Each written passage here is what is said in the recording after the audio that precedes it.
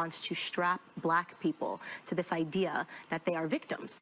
They like black people to be government dependent. They don't like to see black people that are free thinkers and are independent. But I'm not begging to be accepted or acknowledged. I don't want that. At minimum, I want you the hell out of my way. And if that was what the bulk of the conversation was about, maybe I'd be on board. But that's not what it is. It's oh man, we're tired of this oppression, Mr. White Man. Please stop beating us, but also include us. What the fuck? No. These riot / alleged protest live streams for about almost 100 nights now. And it's interesting. They seem to be replicated over the United States, and they all look the same. They all take notes from the Antifa organized group in Portland. And it's just very interesting how this is spreading like wildfire. It's this proxy warrior, proxy army situation where they're just pawns on the chessboard being used to create chaos and conflict. And of course, they always go back to the same old tactics of race bait, different forms of racial conflict, old wounds that have been part of the interracial experience of America since America has been America. And I understand why these things work, because there is a legacy of discontent, especially between races. In America, there is this history that has never been properly addressed. There has definitely been inequality and oppressive systems throughout the generations, of course. I would argue that America is a lot more freer and less oppressive today than it's ever been, mind you. But these things still exist under the skin, right? They're still under the skin. They haven't been healed per se. And they use those wounds, they use those sensitive subjects to rile up massive groups of people. And now you have this, this altruistic so-called liberal white so-called community that just wants to jump on board and save the black people. And it's just like, well, now you got your perfect proxy warrior group here, and they're really trying to stoke the flame to create I'd say a small scale or localized civil war. I'm a young black rich. If that don't let you know that America understands black matter these days, I don't know what it is. Don't come at me with that dumb man. Just thought that was weird shit. And I'm not no Black Lives Matter supporter. Like, you're not? No, absolutely. Why not? Because it's not our movement. This is a movement that was given to us by, George Soros and his fucking boys. George Soros and Black Lives Matter. See what comes up. Let's look it up. Okay? Y'all out there, George Soros is a fucking multi-billionaire down with, some of the 12 richest people in the fucking He raised world. $100 million. Yep. For the Black Lives Matter Coalition. The funding comes in addition to more than $33 million in grants from top Democratic Party donor George Soros. We're living in a time of great social engineering. Okay? Now, if y'all don't know what social engineering is, go look it up. Like, there's people out there that know how to scientifically make society do what they want it to do, how they want it to be done. We all know, and we've all read the reports about Antifa being dispersed to all of our communities and starting these riots. So why are celebrities so hinged on helping them get out of jail, seeing the devastation that they have caused to our communities? I'll tell you what, I've been white for a long time, and for the most part, white people are lazy and easily frightened, and it's sad. It's sad. They won't stand up for themselves. So this whole thing is perfect. Watching these people bum rushing a sit-down outdoor restaurant, and the people that were sitting there were all white, and they freaked out. They were like, "Oh no, here it comes!" The protesters, quote unquote, are chanting and singing and knocking shit over and breaking stuff, but all the while saying, "White people, don't worry. We're not going to hurt you. We just want to, destroy this. It's our job, basically." And to stop all the killing and all the shooting, wherever it might be. Because you cannot say Black Lives Matter and then kill yourselves. a joke. You are the racist. The racist is you. It's because the white guy killed that you think they're racist. The racist, the Black Lives Matter. Go to Chicago. They don't have schools. And they die every day. They don't matter. Because you can get attention from that. Shut up. Shut up. Nobody will know the Black Lives Matter. Group of hypocrites. Go to Southeast DC, Northeast. Tell them Black Lives Matter. If it matters, it should matter everywhere. You guys are hypocrites. Attention seekers. Attention seekers. Black lives should matter everywhere. It doesn't take a white cop to kill a black person to matter. Everybody knows that black kills black more than anything. You know that. When he personally doesn't see racism because so many of his fans are white. I thought that was clearly a message that there was no such thing as racism. There was a lot of backlash from people about that. Would you change it, what you said, or No, you still not feel at the same way? What's your thought on Black Lives Matter?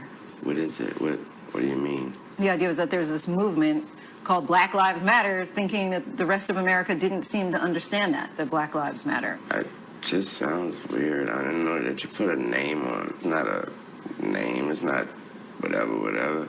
It's somebody got shot by police for up reason.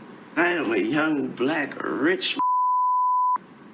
If that don't let you know that America understands Black matter these days, I don't know what it is. Don't come at me with that dumb man. Long time coming.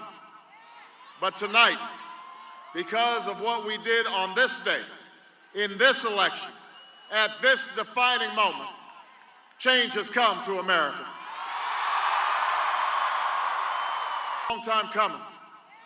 But tonight, because of what we did on this day, in this election, at this defining moment, change has come to America.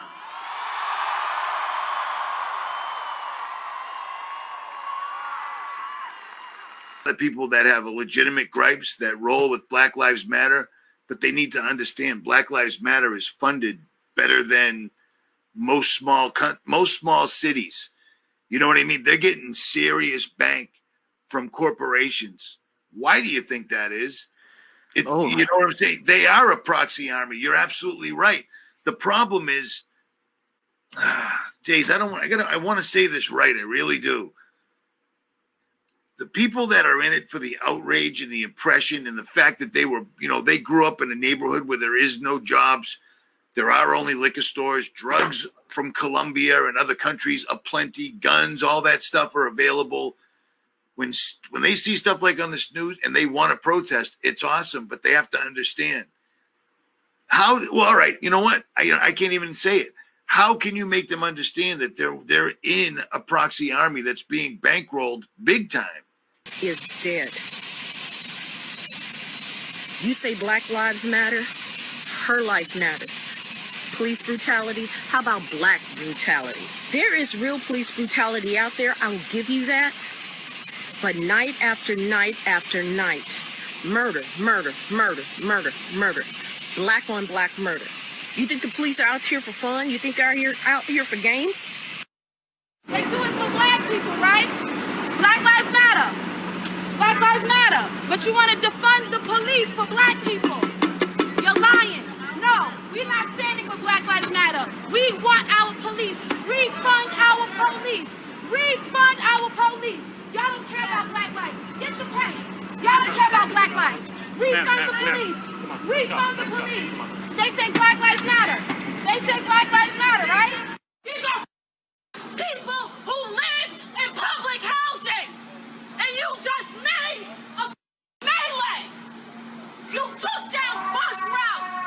There are people who live in this neighborhood who have to go back uptown to work. And you are here profiting off of our pain. So you protest every single last one of you. You think about what it's like to be a black woman in this neighborhood who lives with people in public housing, who now have to walk through, who bag your groceries, who drop off your food, who defend you, who go uptown to a hospital to serve his community. See stuff like on this news and they want to protest, it's awesome, but they have to understand How? Well, all right. You know what? I can't even say it. How can you make them understand that they're in a proxy army that's being bankrolled big time? Did I say any of that right, dude? If I didn't, say so. You did, and I know where you're going with this. You're saying basically that there are portions of society that are moved emotionally by the things they're seeing, and they do actually have, to a degree, I'd say, reasonable or rational reason to feel this way and join in because maybe they've lived hard lives, they've lived in poverty, and they've been treated like an underclass their entire life, which possibly in many cases is generational. You know, maybe their parents and their parents and their parents were part of this, and it seems to be the systemic oppression that they've experienced. And of course, this is their experience. This isn't to say all blacks experience this. I myself have not experienced that, so I'm testament to that.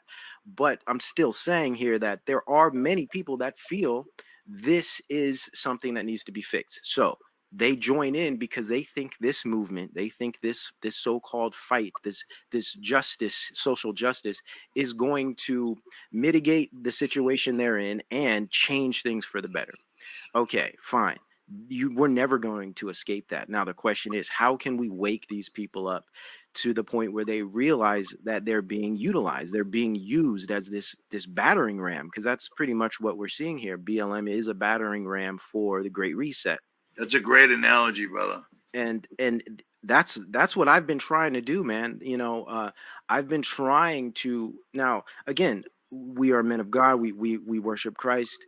We definitely are on the side of Christianity, and we go by the will of the Most High God, of course. But this isn't to say we aren't flesh human beings in the world and need to play some type of role in the world, especially with those who are lost. So we have to reach out to non-Christians as well, right? And that's one thing I've been trying to do with political understandings, sociological understandings, trying to get exactly what you're asking here, trying to get people to see what's really going on here. And possibly once you see that this society, this world is corrupt, you can come to the truth, you can come to Christ, right?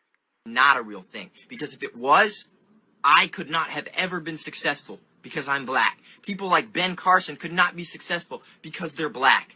And if anybody has an excuse for why they can't make it, it would be somebody like Ben Carson that literally started from the bottom, and he went from being in a low-income neighborhood to being a brain surgeon. Only in America does that happen, and only in America do we have the opportunities to rise to the top like none other. So before we blame other people and say, well, that's just your white privilege talking, and you don't understand real struggle, remember this. America is about honoring God and country. This key to getting to the top. That's the key to success. The difference is a financial status, not a racial one. So next time when you think about, well, let's make a racist issue out of this, think twice about what it really is and look for a logical explanation outside of race, because everything doesn't need a race card pulled. Well said. Well said. Everything doesn't need a race card pulled. Yeah, there's plenty of corruption to go around. There's plenty of oppression to go around. You think my little white son has some sort of privilege? My parents worked their entire lives in this country, and they live in a trailer down the road from me. That's the privilege that my son comes from. In fact, you know, that's where they get the word redneck, is from Irish slaves. And that's what we are out here in the country, right? Rednecks. We come from the Irish slaves. That's my heritage. O'Donoghue. So it just makes me laugh out loud when people living in mansions like this. Me and my siblings and my parents, all of our houses, square footage, could probably fit inside Kamala Harris's mansion. That is her family wealth from owning slaves. Irish slaves. To do how really just screaming from the rooftops as you've been doing, you know, trying to expose the truth, especially in ways that can break down this racial science, this race bait, this type of very systematic abuse that we're seeing with the propaganda, with the media. It's tough, man. But I'm going to tell you, they're being very successful here, because what you have here with this BLM thing is it's very multifaceted. And for any honest person who really wants to understand what's going on here, you have to walk into this with some empathy. And I think that's one thing that is lacking right now, especially in the right and in the conservative movements, and for good reason. People are upset. People are being pushed to the edge, and that's part of this. Part of this is to piss white people off. Part of this is to piss the right off, right? Part of this is to get the conservative population to act as they want them to act, to become racists, to become belligerent, racist, so-called Nazis. They want to push the conservative movement to that end. That's their goal. And it is working in many cases. You are seeing people they're beginning to have resentment towards all things so-called black. And this is part of the chessboard. And I think if we can go in with a little more empathy and try to accurately look at this thing historically and see, well, hey, there are actual issues that have never been dealt with, and now they're just being used as a weapon by the political and governmental machine, the Masonic board, and of course in cahoots with media.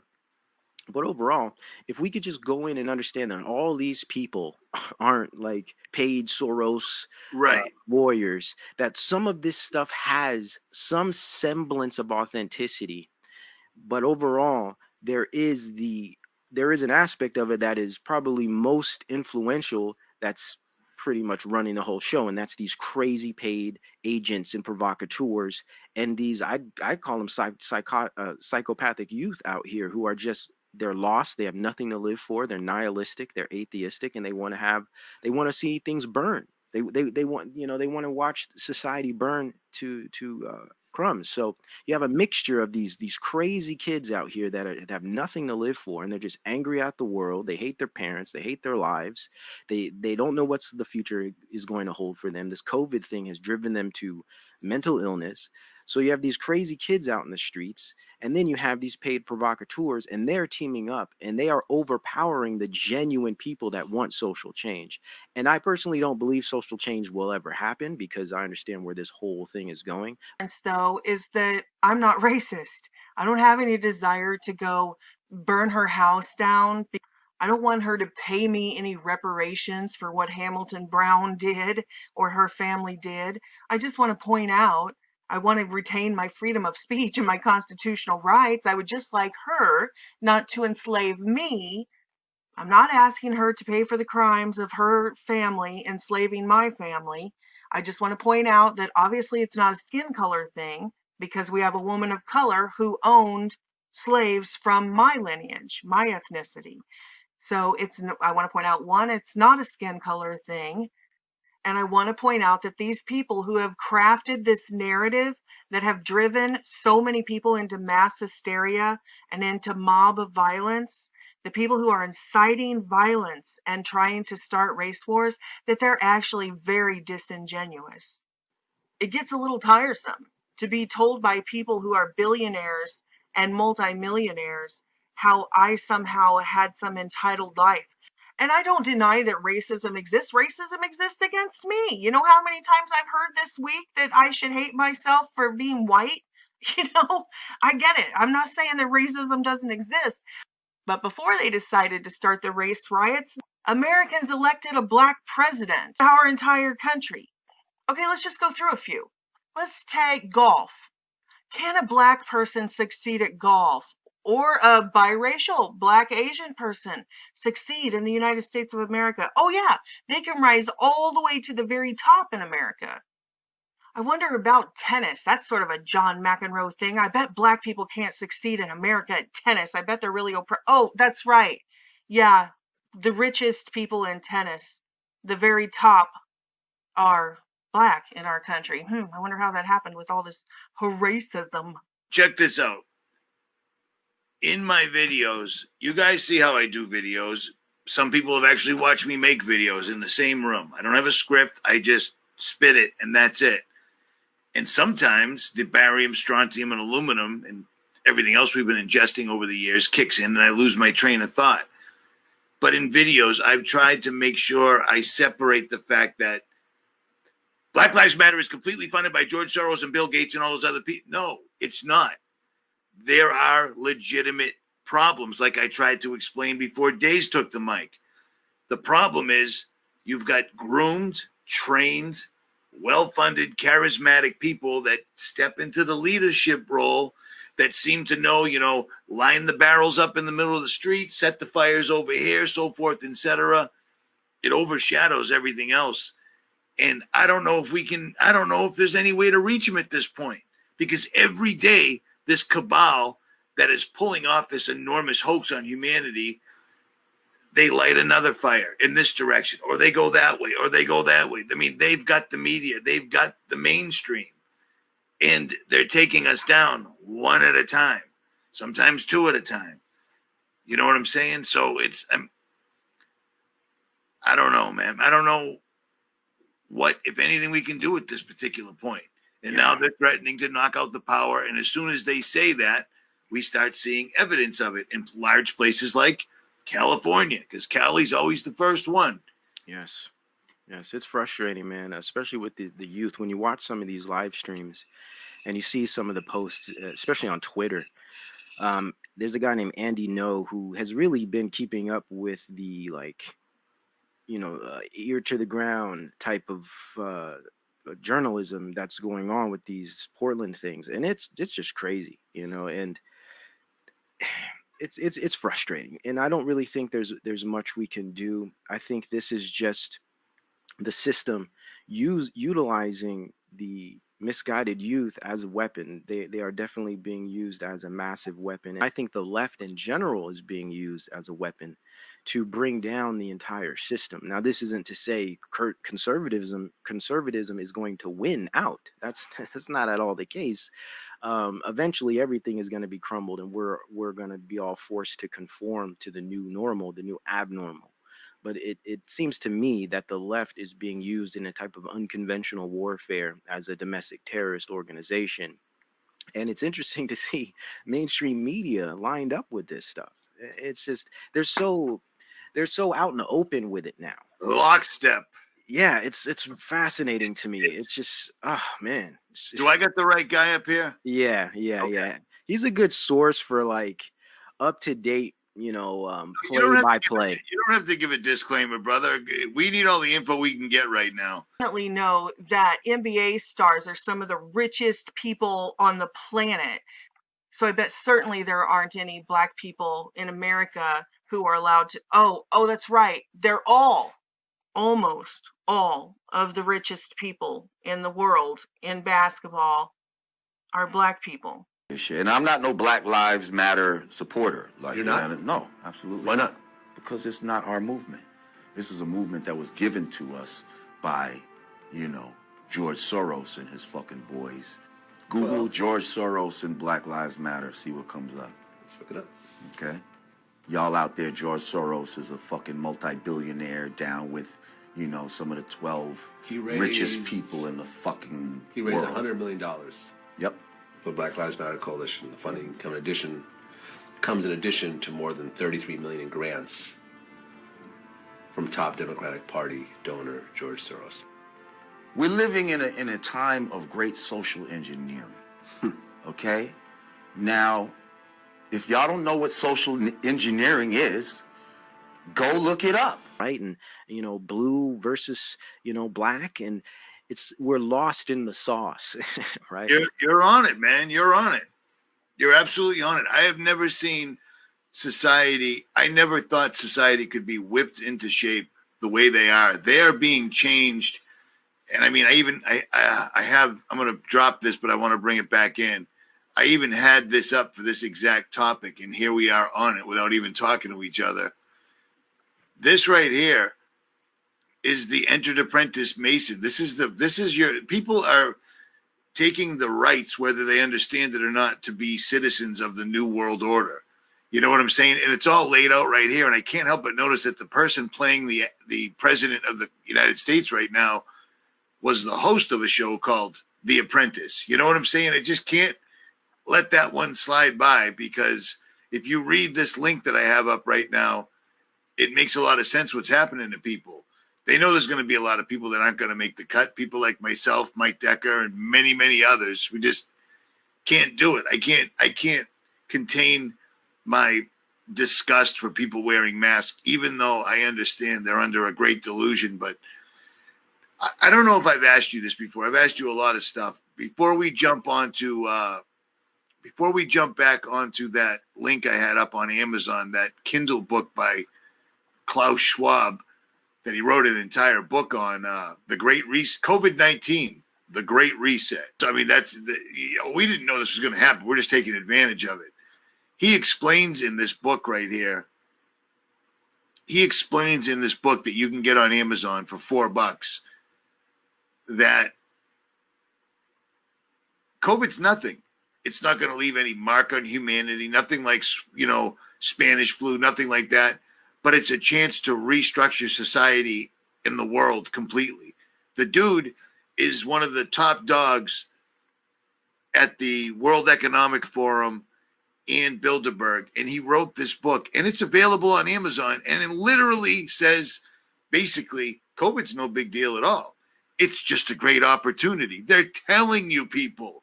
The CDC comes out the other day and goes, oh, yeah, people, remember that thing we were telling you about COVID that was going to kill everybody? It was the worst thing in the world, and blah, blah, blah, blah, blah. Well, 94% of the people that died, the Center for Disease Control, a privately owned company, came out and publicly stated 94% of the people that died were already really sick, meaning these people were sick and they died, and then we tagged them with COVID. And if you think that's just Richie from Boston or others telling you that, they've told you that. If they died of a pre-existing disease and we found out they had COVID, COVID it is. That's like a cop turning a B&E into a murder because he needs the stats. It's bullshit. It's wrong, and the sheep aren't seeing it. We talked before COVID broke out. You and I spoke about the externalization of the hierarchy, how back in 2019, it's like, wow, these dudes are just coming out with everything left and right. They don't seem to care. And then boom, COVID. It seems like they're at the point where they've got the sheep whipped into shape enough where they're actually telling them, by the way, there wasn't really a disease. We still got to give you a vaccine for your own good, for safety. But we got to change everything. No more borders, no more countries. We're going to defund the police. We've got our proxy enemies working on that to the point where you're actually asking us to get rid of the police, which will be perfect for our plan. Do you think, and I know you're a Christian man, I've heard you quote it, I know this for a fact, straight up, do you think that they literally did cast a spell? Well, I think everything in opposition of the Most High God is a form of dark magic, is a form of a spell. Everything that is not of God is of Satan. So absolutely, I think the only way Satan really controls human beings, or at least the flesh, or in the way he entices the flesh and entices man to act in his will, is through different forms of spells and magic incantations and symbology and all of these different things. Going to happen. I really believe that there's something very good going to happen. We have to get back. So think of it, in this horrible period, this horrible dark period where this monster came and worked its horrible spell over the world. 184 countries as of this morning. 184 countries. Something good going to happen. I really believe that there's something very good going to happen. We have to get back. So think of it, in this horrible period, this horrible dark period where this monster came and worked its horrible spell over the world. 184 countries. Period. Masonry is a perfect example of this. I mean, look at all of the imagery, look at all the symbols, look at all of the rituals. I mean, all of this plays a role. We could look at the way the American governmental infrastructure is designed. It's literally designed with satanic symbology. Now is show you that right at the end of the concert, the final act closed with a moving performance of a song called We Will Rise, written about the coronavirus pandemic in the Pacific and performed by the Pacifica Voices and the international school Suva. Sung primarily by children and youth, the heartwarming lyrics concluded on a note of hope. That's what they call it, a note of hope. Around the world, we're closing borders. COVID-19 is on the rise. A new world order behind closed doors. The storm will pass and we will survive. We will rise again, and so on. I'm going to show you the video of that musical performance. It is so full of Freemasonry and all-seeing eye, basically illuminist propaganda, big time.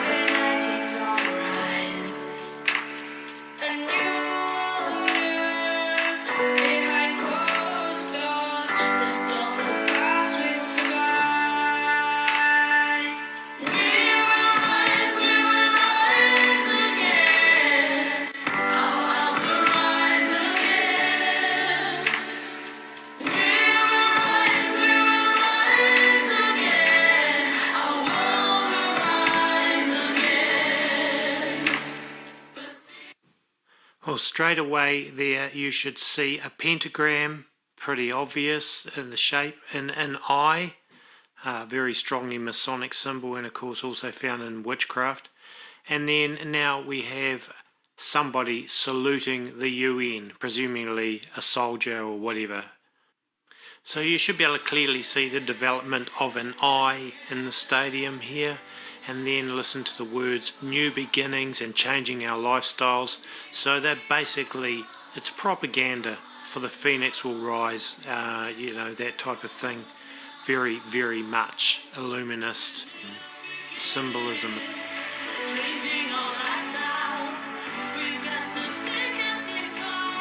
Then you have the typical rise up and unite, the sheeple, getting everyone into the hive mind mentality.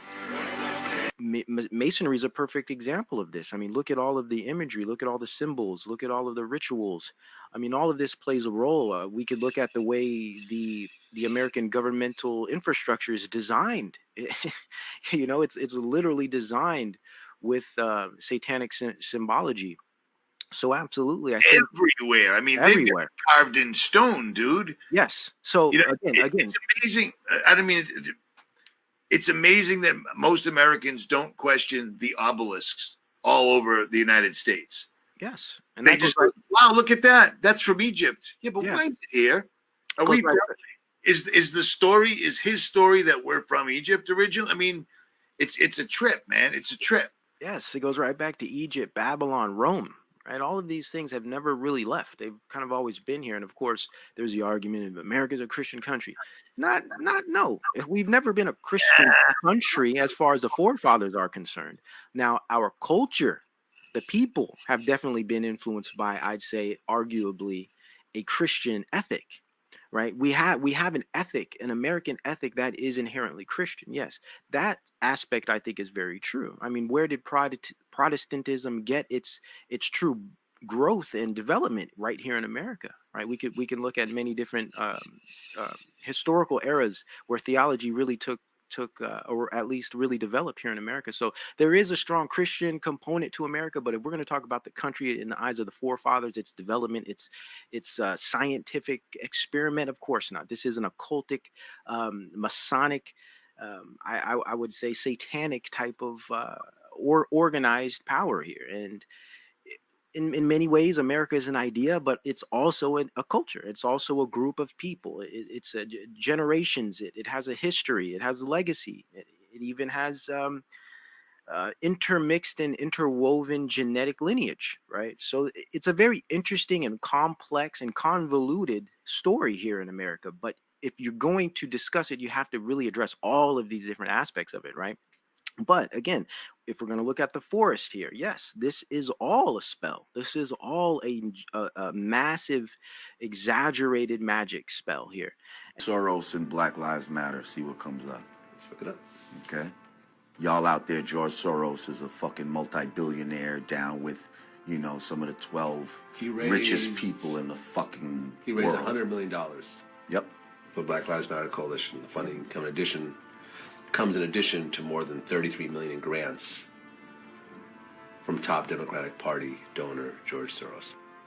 We're living in a time of great social engineering. in a time of great social engineering. Okay? Now, if y'all don't know what social engineering is, go look it up. Like, there's people out there that know how to scientifically make society do what they want it to do, how they want it to be done. I just don't even know why there aren't uprisings all over the country. Maybe there will be. People need to start taking to the streets. This is a dictator. You know, there needs to be unrest in the streets for as long as there's unrest in our lives. Enemies of the state. Show me where it says that protests are supposed to be polite and peaceful. Do something about your dad's immigration practices, you feckless. When they go low, we kick them. How do you resist the temptation to run up and wring her neck? Biggest terror threat in this country is white men, most of them radicalized right, to the right. I thought he should have punched him in the face. I said, even if you lost. He said, well, what do you think I should have done? I said, I think you should have punched him in the face and then gotten out of the race. You would have been a hero. I'd like to punch him in the face. I said if we were in high school, I'd take him behind the gym and beat the hell out of him. Punch some people in the face! When was the last time an actor assassinated a president? They're still going to have to go out and put a bullet in Donald Trump, and that's a fact. Look, as his character is stabbed to death. Where is John Wilkes Booth when you need him? I have thought an awful lot about blowing up the White House. A Missouri state senator is under investigation by the Secret Service after saying she hopes President Trump is assassinated. I will go and take Trump out tonight. And if you see anybody from that cabinet in a restaurant, in a department store, at a gasoline station, you get out and you create a crowd. And you push back on them. And you tell them they're not welcome anymore, anywhere. So, I mean, it's not even about protest. They're not like trying to protest. They're actually rounding people up. They're saying, you are not allowed in this area anymore. And these people are oblivious. I hope this wakes them up because this is in New York and Rochester. So, you know, they voted for these liberals who promote this stuff.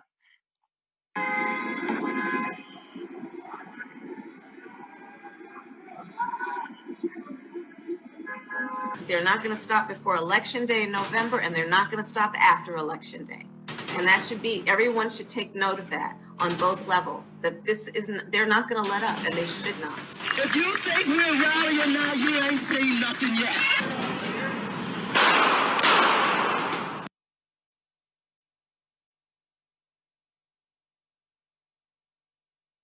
We're living in a time of great social engineering. Okay? Now, if y'all don't know what social engineering is, go look it up, okay? Now, if y'all don't know what social engineering is, go look it up.